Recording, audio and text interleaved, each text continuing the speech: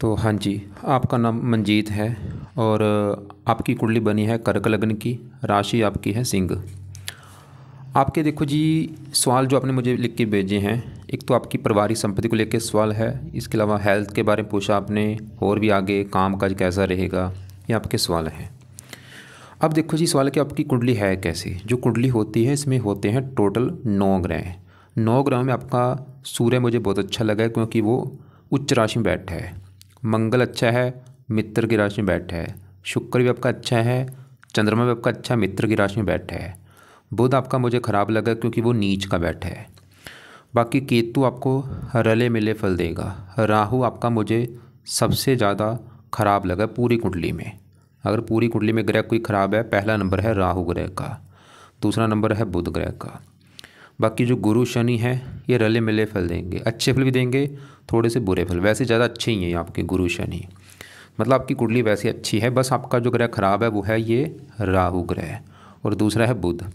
लेकिन दोनों में ज़्यादा राहु है, बुध भी इतना नहीं जितना राहु है। अब विस्तार में आपको मैं समझाऊंगा। तो देखो जी, सबसे पहले तो आप ये समझो कि जो कुंडली होती है इसमें होते हैं 12 घर।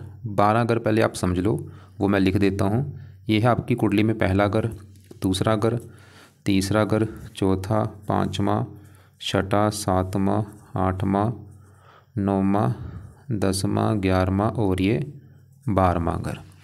अब ये जो 12 घर हैं, इन घरों से आपके जीवन के बारे में कुछ ना कुछ पता किया जाएगा। जैसे कि इस पहले घर से हम पता करेंगे आपका शरीर कैसा होगा, हेल्थ कैसी होगी, आपका स्वभाव कैसा होगा, पहला घर देखना पड़ेगा। दूसरा घर है आपके धन जोड़ने का, तीसरा घर है छोटे भाई बहनों का, चौथा घर आपकी है माता, मकान, वाहन, पाँचवा घर बच्चों का है, छठा घर शत्रु, रोग, कर्जा, सातवां घर पत्नी का है, आठवें घर से उम्र देखेंगे, नौवें घर से भाग्य आपका, 10वां घर काम काज का है, 11वां घर है आमदनी, लाभ, और 12वें घर से आपके खर्चे देखेंगे। तो आपने यहाँ पे मेरी 2 बातें नोट करनी है। पहली बात, जो मैंने 12 घर लिखे हैं इनको याद कर लो, और दूसरी बात, इन 12 घरों से जो कुछ देखा जाएगा वो याद कर लो। अब आप ये देखो कि आपने देखना क्या है, वो घर देख लो। जैसे कि आपका मान लो सवाल है आपके बच्चों के बारे में, बच्चों को सुख कैसा है। तो 12 घरों में जो बच्चों का घर मैंने बोला है वो है 5वां घर। 5वें घर से आपके बच्चे देखे जाएंगे, और 5वें घर में नंबर 1 लिखा है 8। 8 है वृश्चिक राशि, वृश्चिक राशि का मालक है मंगल। तो आपके बच्चों के लिए हमें मंगल को देखना पड़ेगा। ऐसे ही अगर आपके मान लो हमने बड़े भाई बहन देखने हैं, तो 11वां घर कुंडली में बड़े भाई बहनों का है, और 11वें घर में लिखा है 2। 2 है वृष राशि, मालक है शुक्र। तो आपके बड़े भाई बहनों के लिए हमें शुक्र को देखना पड़ेगा।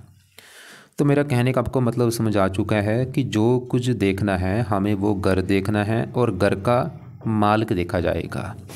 अब देखो जी, ये जो 9 ग्रह होते हैं, क्योंकि आपके ग्रह वैसे तो तकरीबन अच्छे हैं, कुछ ग्रह खराब हैं। अब ये जो ग्रह हैं, ये इनका जो असर है आपके जीवन के ऊपर हमेशा रहेगा। जैसे आपका सूर्य अच्छा है तो सूर्य आपको जीवन भर अच्छे फल देगा, मंगल अच्छा है जीवन भर अच्छे फल देगा। ऐसे जो ग्रह आपका खराब है, बुध खराब है तो बुध हमेशा खराब फल देगा। अब ये जो ग्रह हैं, जैसे मैंने आपको बोला सूर्य अच्छा है, आपको अच्छे फल देगा हमेशा, लेकिन ये आपको ज़्यादा अच्छे फल कब देगा, जब इसकी आपके ऊपर दशा चलेगी। एक दशा होती है, उसमें इसका जो असर है वो 100 गुना बढ़ जाएगा। ऐसे शुक्र अच्छा है, दशा में इसका असर कई गुना बढ़ जाएगा। अब ऐसे आपका बुध खराब है, हमेशा खराब फल देगा, लेकिन ज़्यादा आपको खराब फल कब देगा, जब इसकी दशा चलेगी। तो अब सवाल है कि आपके ऊपर आज दशा है किसकी। तो दशा जो होती है 2 प्रकार की होती है, एक होती है महादशा, एक अंतरदशा। महादशा जो होती है काफ़ी बड़ी होती है, जो कि चली हुई है राहु ग्रह की। कब चली है, दूसरा महीना 2019 में चली है, ख़त्म होगी 2037 में जाके। तो इसका मतलब ये है कि इन 9 ग्रहों में से आपके ऊपर सबसे बड़ा असर है इस राहु ग्रह का, क्योंकि उसकी चल रही है महादशा। और राहु का आपके ऊपर जो असर है वो है कितना, वो है 80%। आपकी मतलब अभी 100 में से जो 80% लाइफ में जो कुछ आपके साथ हो रहा है वो भाई राहु की वजह से हो रहा है। जो भी आप खा रहे हैं, पी रहे हैं, काम कर रहे हैं, सोच रहे हैं, कारण है राहु। कुछ असर आपके ऊपर है शनि का, जिसकी चली है अंतरदशा। तीसरा महीना 24 में चली है और जनवरी 27 में ख़त्म होगी। तो आपके मतलब ऊपर जो असर है वो राहु और शनि दोनों का है, लेकिन ज़्यादा है राहु का। अब क्योंकि आपके जीवन में मैंने अभी बोला है कि जो कुछ हो रहा है, जो आगे होगा, वो बड़ा कारण है राहु।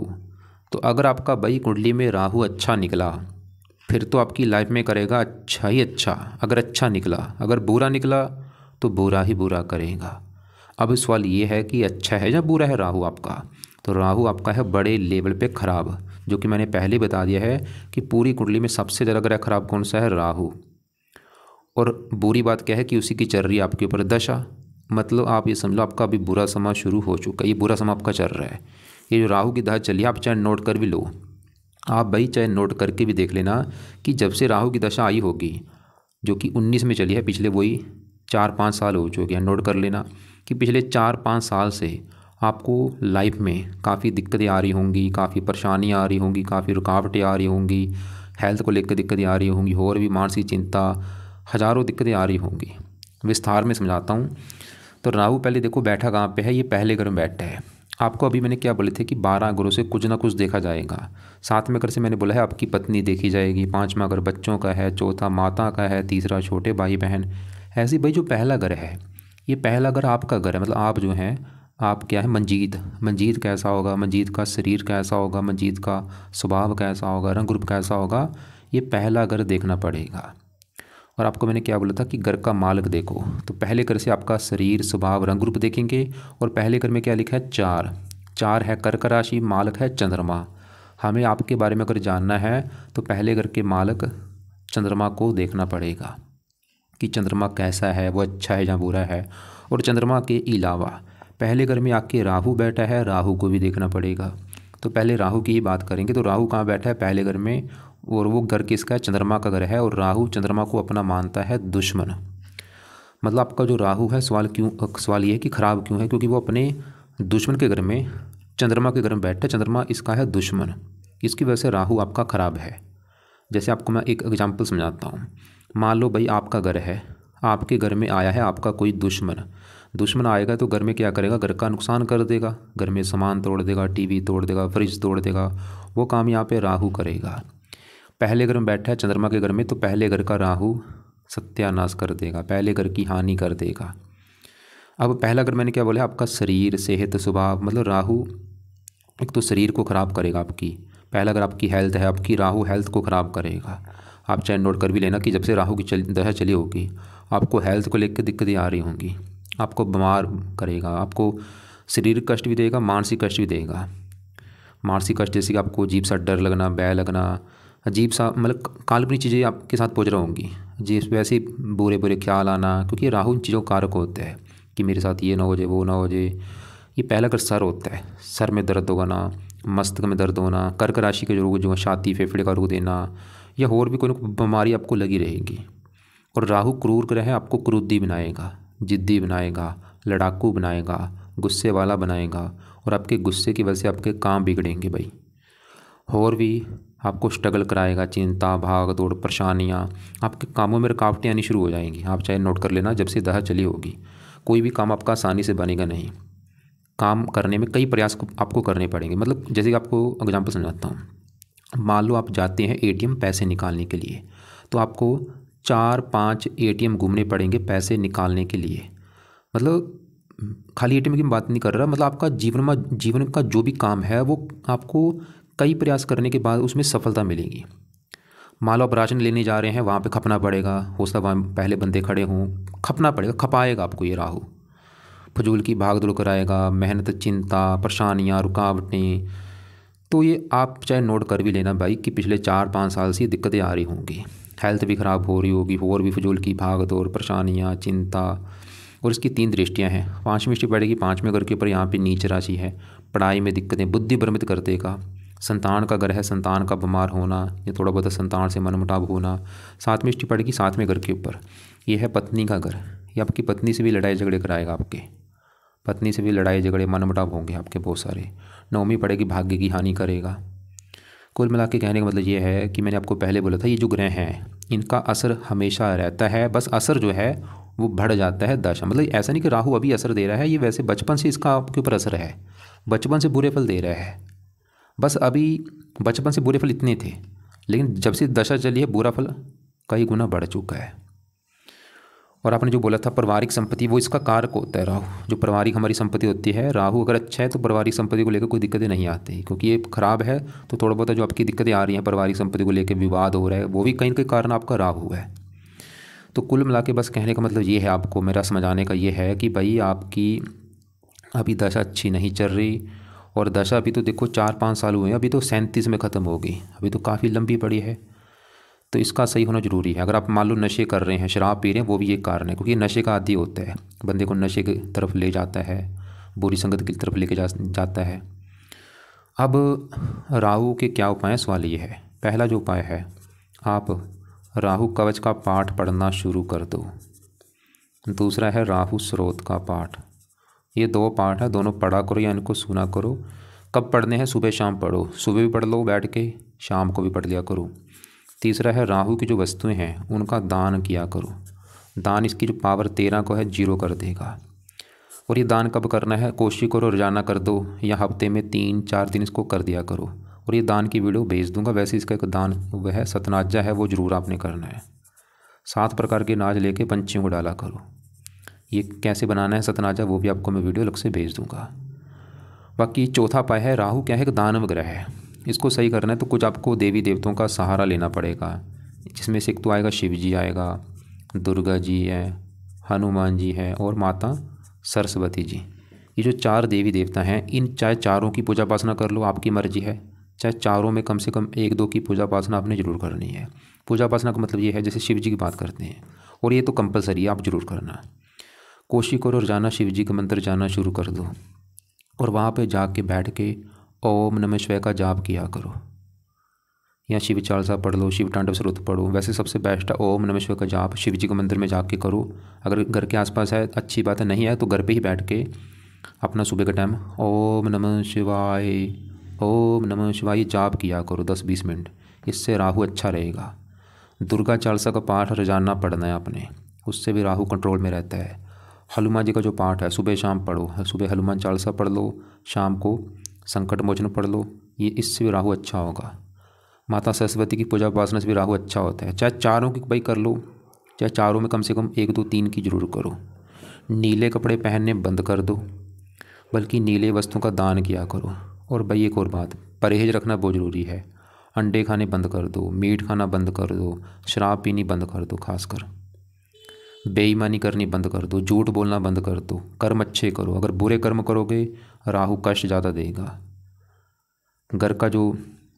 घर की छत है उसको साफ़ रखो, घर का जो टॉयलेट है उसको साफ़ रखो, घर की जो सीढ़ियाँ हैं उसको साफ़ रखो। अब आगे बढ़ते हैं। तो हमने क्या देखा कि आपका जो ग्रह खराब है उसकी चल रही दशा, और एक दशा चल रही शनि की अंतरदशा। ये अभी चलिए तीसरा महीना 24 इस वाला कि शनि कैसा है। अभी 4-5 महीने हुए हैं, जनवरी 27 में ख़त्म होगी। तो शनि आपका बैठा है यहाँ पे तीसरे घर में। शनि देखो जी इस कुंडली में है 2 घरों का मालूम, बैठा मतलब तीसरे घर में है। लेकिन शनि का जो घर है एक तो है ये 7वां और 8वां। ये जो 8वां घर है, 8वें घर से हम देखेंगे आपकी उम्र, कि आपकी उम्र कैसी होगी। और 8वां घर पारिवारिक संपत्ति का भी होता है। पारिवारिक संपत्ति के लिए देखो जी 8वां घर देखा जाता है। चौथा घर होता है हमारा जो मकान वाहन है, भूमि जमीन जायदाद। दूसरा घर धन का है और 8वां घर है पारिवारिक संपत्ति। तो आप 8वें घर से वैसी काफ़ी चीज़ें हैं, आपकी उम्र, ससुराल, पारिवारिक संपत्ति। और 8वें घर में 11 लिखा है कुंभ राशि मालक शनि। हमें देखना पड़ेगा शनि को कि वो कुंडली में अच्छा है या बुरा है। अगर शनि अच्छा है तो इनका सुख अच्छा है, अगर शनि खराब निकला इनको लेकर के दिक्कतें आएंगी। और शनि कहाँ बैठा है, तीसरे घर में, जहाँ पे 6 लिखा है कन्या राशि बुध की राशि है। शनि बुध को अपना मित्र मानता है, दोस्त। मतलब शनि आपका अच्छा है भाई, क्योंकि एक तो घर भी ठीक है, ऊपर से दोस्त के घर में बैठा है। और शनि एक तो 8वें घर का अच्छा करेगा, आपकी उम्र के लिए अच्छा है, उम्र लंबी कर देगा, पारिवारिक संपत्ति आपको मिलेगी। और शनि इस कुंडली में इस घर का भी मालिक है, 7वें घर का। 7वां घर है पत्नी का घर। अगर आपकी हमने पत्नी के बारे में जानना है तो पत्नी का घर है 7वां। और फार्मूला क्या है, घर का मालिक देखो तो 7वें घर में लिखा है 10 मकर राशि मालिक शनि। तो आपकी पत्नी के लिए हमें शनि को देखना पड़ेगा। और शनि आपका है अच्छा शनि, ये दिखा रहा है कि भाई पत्नी का सुख अच्छा है, पत्नी से अच्छी बनेगी। लेकिन देखो जी पत्नी का सुख देखना है तो पत्नी के घर में केतु बैठा है, केतु को भी देखना पड़ेगा। और ये मुझे आपका अच्छा नहीं लगा। तो केतु यहाँ पे बैठ के ये थोड़ा सा पत्नी को लेकर दिक्कतें पैदा करेगा। पत्नी से लड़ाई झगड़े होना, पत्नी का बीमार होना, विवाह में देरी होना, ऐसी दिक्कतें जरूर आएंगी। और राहु भी पत्नी घर को देख रहा है, वो भी पत्नी संबंधी दिक्कतें पैदा करेगा। पत्नी संबंधी दिक्कतें भी जरूर आएंगी। वो दिक्कतें क्या आएंगी, विवाह में देरी भी होगी और विवाह होने के बाद पत्नी से आपके लड़ाई झगड़े होते रहेंगे। पत्नी का कई बार लड़के मायके जाना, ऐसी दिक्कतें भी आ सकती हैं और कई बार तलाक होने की भी नौबत आ सकती है। वैसे दोनों कुंडली देख के डिसाइड होता है। और बाकी अभी भी राहु की दशा में भी दिक्कतें आएंगी, लेकिन शनि फिर भी चलो अच्छा है, उस घर का मालक वो हैंडल कर रहा है। अगर शनि खराब होता, पत्नी संबंधी दिक्कतें बहुत ज़्यादा आती है आपको। तो आपकी पारिवारिक संपत्ति के घर का जो मालिक शनि है वो फिलहाल अच्छा है, वो तो ये दिखा रहे हो कि पारिवारिक संपत्ति आपको मिलेगी। और फिर भी आप शनि का भी आपने उपाय करना है जब तक ये दशा आपकी जनवरी 27 तक। तो शनि का पहला उपाय है, आप शनि मंदिर जाना शुरू कर दो, खासकर शनिवार को, और वहाँ पे प्रार्थना करो कि हे शनि देवता जी, आपकी चल रही है मेरे ऊपर दशा, और अपनी अपनी जो दिक्कत है वो बोलो कि मेरी जो पारिवारिक संपत्ति है उसको लेकर कोई दिक्कत ना आए, वो मुझे मिल जाए। तो ये प्रार्थना करो। दूसरा है, शनि चालीसा का पाठ रात को पढ़ा करो या सुना करो। तो शनि मंदिर जाना है हर शनिवार को, घर के आसपास है तो आप रोजाना भी जा सकते हैं। शनि चालीसा पाठ पढ़ा करो या सुन लिया करो रात के समय, ये तो रोजाना पढ़ना है। और कब तक पढ़ना है, जब तक ये दशा है जनवरी 27 तक। अब देखो जी, मैंने बोला था पत्नी, अगर आपकी पत्नी संबंधी दिक्कतें आएंगी उसके हैं दो कारण। एक तो साथ में घर में बैठा केतु है, और साथ में घर के ऊपर राहु की दृष्टि। राहु के उपाय करेंगे पत्नी संबंधी दिक्कतें नहीं आएंगी। और केतु के भी आपको उपाय बता देता हूँ, उसके लिए कुत्तों को रोटी डाला करो।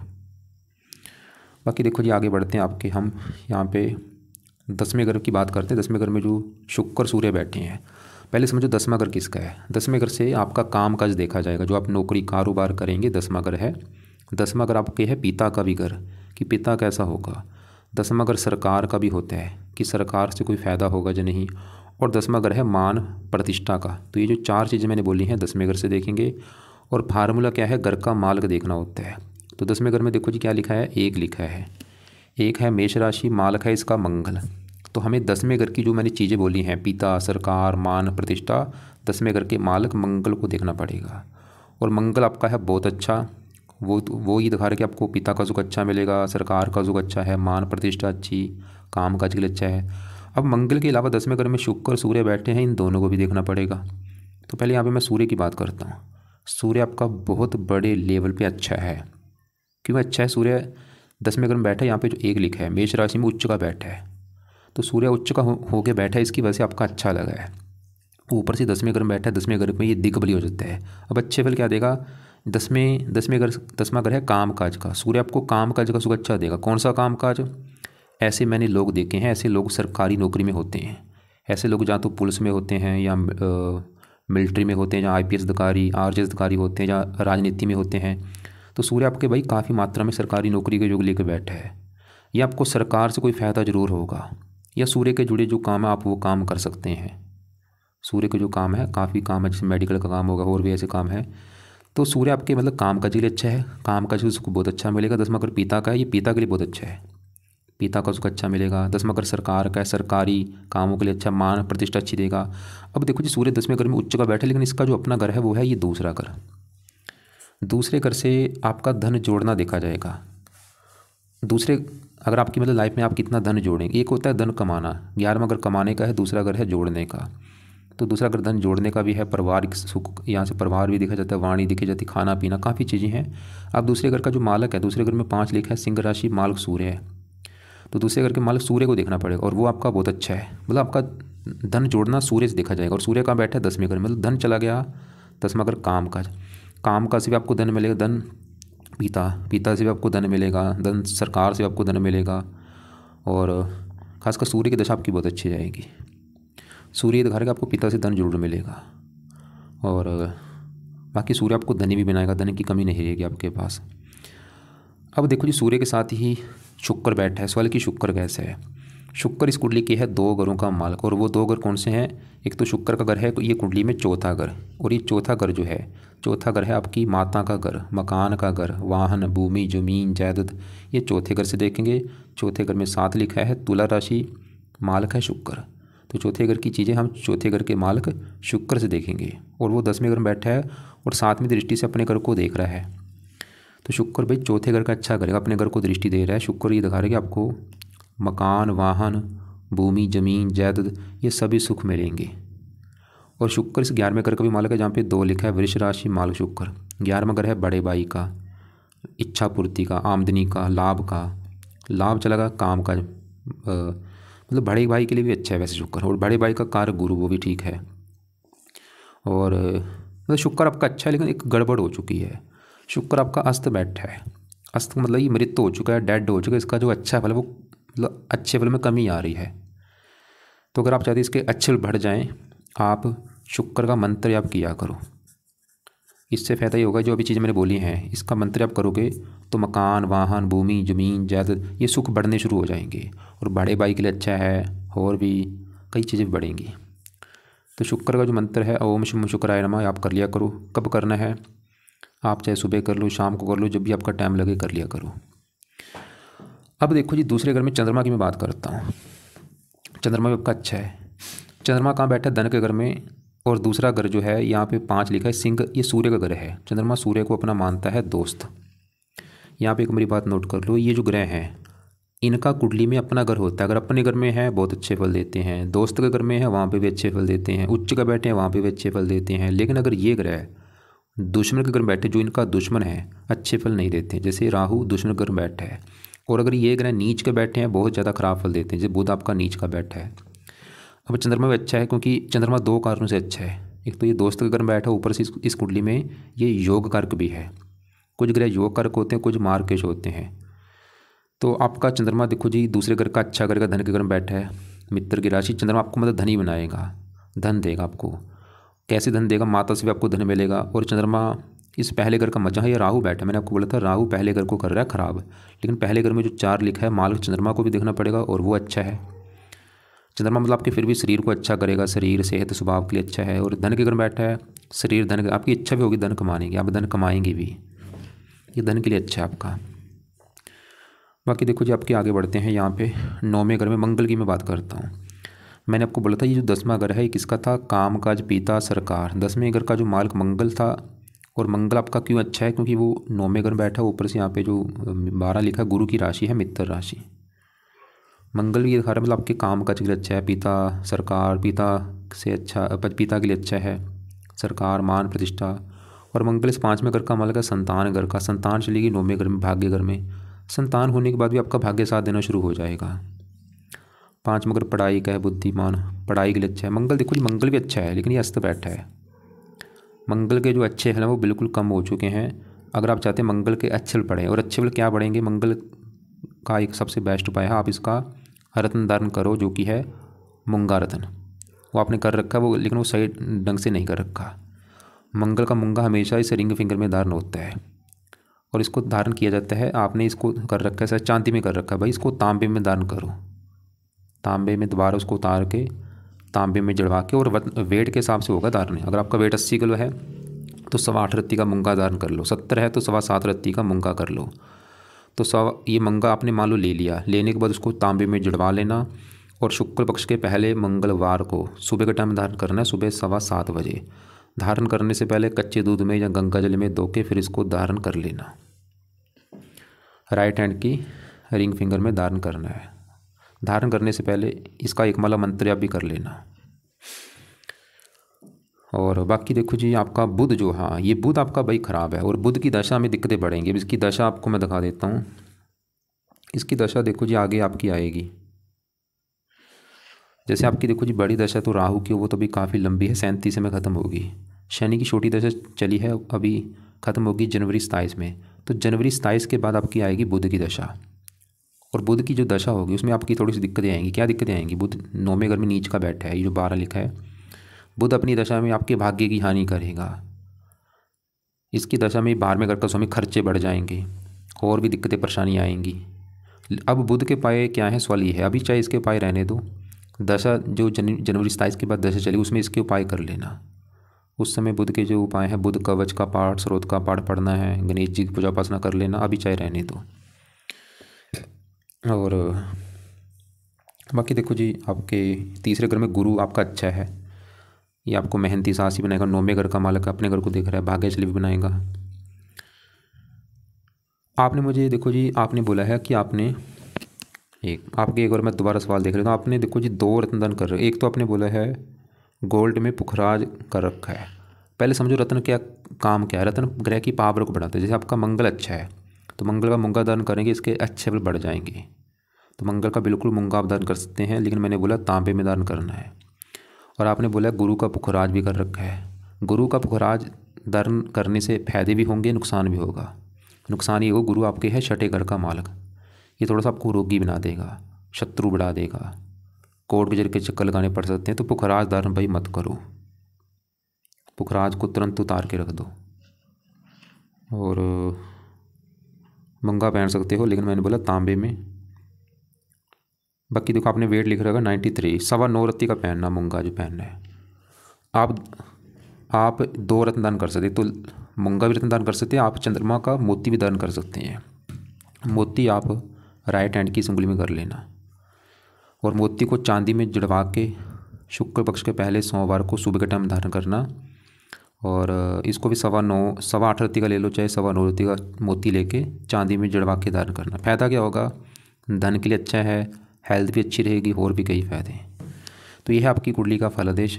तो आपकी अगर कुंडली में देखा जाए, सूर्य अच्छा है, शुक्र मकान वान के लिए अच्छा है, सूर्य कामकाज के लिए अच्छा है, धन के लिए अच्छा है, चंद्रमा भी धन के लिए अच्छा है, शनि पत्नी के लिए अच्छा है, उम्र के लिए अच्छा है, गुरु भाग्य के लिए अच्छा है, मंगल भी संतान के लिए अच्छा है, कामकाज के लिए अच्छा है, केतु पत्नी संबंधी दिक्कतें पैदा करेगा, राहु की वजह से हजारों दिक्कतें आएंगी, और बुध भाग्य की हानि करेगा अपनी दशा में।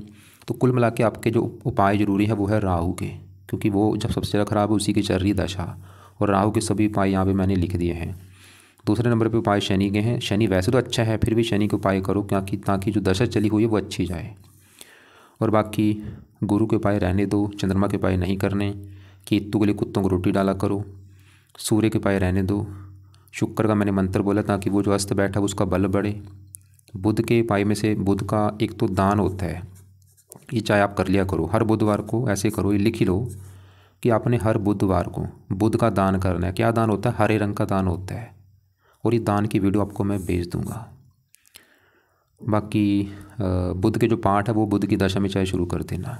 तो एक बार दोबारा रिपीट कर दूं कि रात के समय राहु कवच राहु स्रोत दोनों पाठ पढ़ने हैं या सुनने हैं। ये चाहे सुबह शाम पढ़ लो, फ़ायदा होगा ज़्यादा। दान आप दिन के समय किसी भी समय कर लो, शाम को ज़्यादा बेस्ट होता है। दान की वीडियो देख लेना ज़रूर, उसमें से जो दान सही लगे वो दान किया करो। शिव जी की पूजा उपासना करो, दुर्गा चालीसा पढ़ो, हनुमान जी के पाठ सुबह शाम पढ़ो, और हो सके माता सरस्वती का भी कोई पाठ पढ़ लिया करो। शनि मंत्र जाना शुरू कर दो। शनि चालीसा रोजाना पाठ पढ़ना है या सुनना है रात के समय। शुक्र का मंत्र सुबह के टाइम 1 माला या 2 माला ओम शुम शुक्राय नमः कर लिया करो, कई फायदे होंगे। दान एक तो आपको मैंने राहु का बोला, जितना हो सकता है ये दान रोजाना करो चाहे। और बुध का दान हर बुधवार को करना है, हरे रंग का दान। और केतु के दान में है कुत्तों को रोटी डालना, और किसी का दान मत करना भाई। शनि मंदिर जाओ, शनि का दान मत करना। पैसे कमाता शनि मंदिर में देख सकते हैं आप। तो आपको देखो जी, उम्मीद करता हूँ आपको समझ आ चुका होगा। अगर आपका हेल्थ को लेकर सवाल है कि हेल्थ क्यों ख़राब हो रही है, बड़ा कारण है राहु। राहु के उपाय करोगे हेल्थ ख़राब नहीं होगी। और भी आपकी जो दिक्कतें आ रही हैं, चाहे आपकी संपत्ति को लेकर विवाद हो रहा है, कारण राहु है। लाइफ में जो भी दिक्कतें परेशानियाँ, राहु कारण है। पत्नी संबंधी लड़ाई झगड़े और राहु कारण है। बाकी पिता से सुख मिलेगा, पिता की प्रॉपर्टी मिलेगी, ऐसा कोई मुझे वैसे दिक्कत नहीं दिख रही। बस राहु थोड़ा सा गड़बड़ कर रहा है। पारिवारिक संपत्ति आपको ज़रूर मिलेगी। और फिर भी अगर आपको लग रहा है कि कोई बात समझ नहीं लगी, कुछ आपने पूछना है, तो व्हाट्सएप पे अपने सवाल चाहे लिख के भेज देना या मुझे कॉल कर लेना। आप दोपहर 2 बजे कॉल करके पूछ लेना। बाकी अभी जो आपका राहु की दशा, ये आपका समय मतलब अच्छा नहीं चल रहा, ये कोई ना कोई गड़बड़ करता रहेगा पैदा लाइफ में। एक तो अपने कर्म अच्छे रखो भाई, पूरी तरह से ईमानदार बनो। और बाकी पाठ पूजा जितना होता वो करो, धार्मिक बनो। जितना ज़्यादा धार्मिक बनोगे उतना फ़ायदा होगा। नीले कपड़े पहनने बंद कर दो।